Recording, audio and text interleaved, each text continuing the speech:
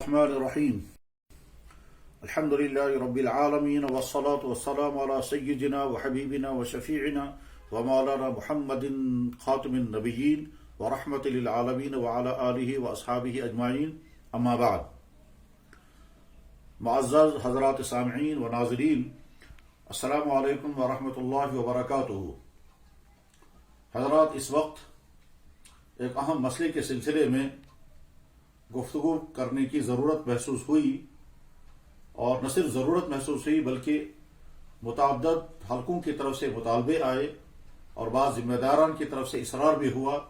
کہ اس مسئلے کے سلسلے میں بات کی جائے. وہ مسئلہ یہ ہے کہ کووڈ کے لیے جو ویکسینیں تیار کی گئی ہیں،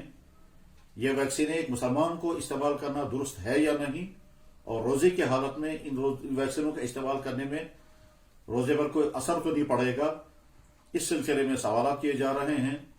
اور بہت سارے مسلمان بھائی توقف کیے ہوئے ہیں، اور بہت ساری جگہوں پر اس سلسلے میں بحثیں بھی ہو رہی ہیں. بس ان دو مسئلوں کے متعلق اس وقت گفتگو کرنی ہے. حضرات، پچھلے 1 سال سے زائد کا زمانہ گزر رہا ہے کہ پورے عالم میں اللہ کا عذاب کورونا مسلط ہے تاکہ لوگوں میں سدھار آئے، مگر کسی بھی طبقے میں کسی طرح کا جو سدھار آنا چاہیے تھا وہ نہیں آ رہا ہے. اس لیے اب اس کورونا کی نئی لہر نئے خوفناک انداز کے ساتھ پورے عالم میں مسلط ہے،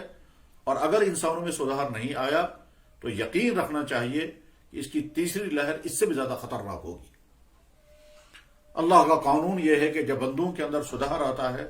تو اللہ رحم فرماتے ہیں، اور جب سدھار نہیں آتا ہے تو عذاب پر عذاب بھیجتے ہیں. قرآن میں جگہ جگہ اللہ تعالیٰ شاہ نے خوب واضح کر کے اعلان کیا ہے، جس میں ایک جگہ ارشاد ہوا وَلَنُذِيقَنَّهُم مِّنَ الْعَذَابِ الْأَدْنَىٰ دُونَ الْعَذَابِ الْأَكْبَرِ لَعَلَّهُمْ يَرْجِعُونَ، تاکہ لوگوں کے اندر رجوع آ جائے. اور جب رجوع نہیں آئے گا تو پھر فَلَمَّا نَسُوا مَا ذُكِّرُوا بِهِ فَتَحْنَا لَهُمْ أَبْوَابَ كُلِّ شَيْءٍ حَتَّىٰ إِذَا فَرِحُوا بِمَا أُوتُوا أَخَذْنَاهُمْ بَغْتَةً فَإِذَا هُمْ مُبْلِسُونَ. بہرحال لوگوں میں سدھار آ جانا چاہیے، اور وہی اس مرض سے بچنے کا اصل ذریعہ بنے گا. اس کے بعد ہی یہ مسلط ہونے والا اللہ کا عذاب ہٹ سکے گا. جب یہ کورونا کی پریشانی کھڑی ہوئی تو 3 طبقوں میں 3 طرح کے چیلنجز سامنے آئے.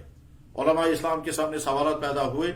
کہ کورونا کی وجہ سے جو نمازوں کے اور روزوں کے اور جمعوں کے اور جماعت کے جو مسائل پیدا ہوئے ہیں، ان مسائل کے متعلق کیا کیا جانا چاہیے. چنانچہ پورے عالم کے علماء اسلام نے پوری تحقیقات کے ساتھ، حزم و احتیاط کے ساتھ، شریعت کے اصولوں کو سامنے رکھ کر اور امت کو سہولت دینے کے مزاج کو مد نظر رکھ کر کے تمام مسائل بیان کر دیے. اس میں روزوں کے مسائل،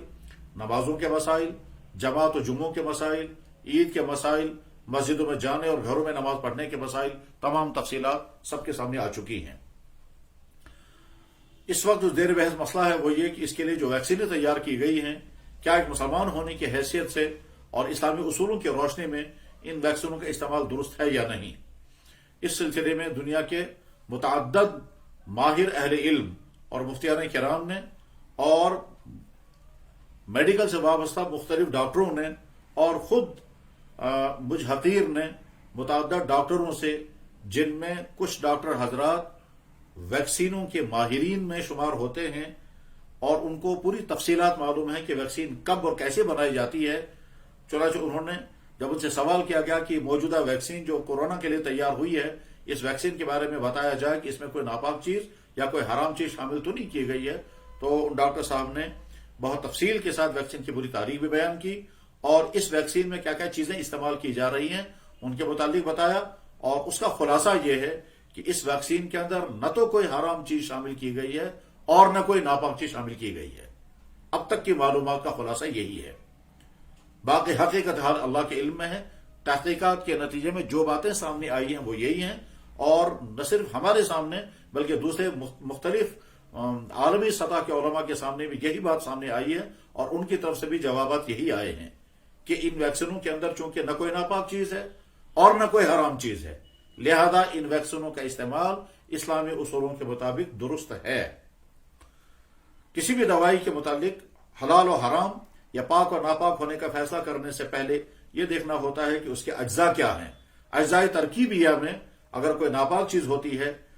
تو پھر یہ دیکھنا پڑتا ہے کہ وہ ناپاک چیز جوں کی تو استعمال ہوئی ہے یا اس کا استحالہ ہوا ہے، قلب ماہیت ہوا ہے، اس کی حقیقت تبدیل ہو گئی ہے، تب وہ اس میں استعمال ہو رہا ہے. اسی طرح سے کوئی حرام چیز اگر اس میں شامل کی جا رہی ہے تو وہ جوں کی تو وہ چیز استعمال ہوئی ہے یا اس میں قلب ماہیت ہوا ہے، حقیقت حال بدل گئی ہے. ماہیت کی تبدیلی کے بعد اگر چیز شامل ہوتی ہے تو حکم بھی بدل جاتا ہے. بہرحال جب اس ویکسین کے بارے میں دونوں طرف سے یعنی علماء کی طرف سے بھی اور ماہر ڈاکٹروں کی طرف سے بھی یہ کہا گیا کہ اس میں نہ تو کوئی ناپاک چیز ہے اور نہ کوئی حرام چیز ملائی گئی ہے، لہذا اس ویکسینوں کے بارے میں کسی تحفظ کا اور کسی خدشے کا اور کسی شک کا اظہار نہیں کرنا چاہیے.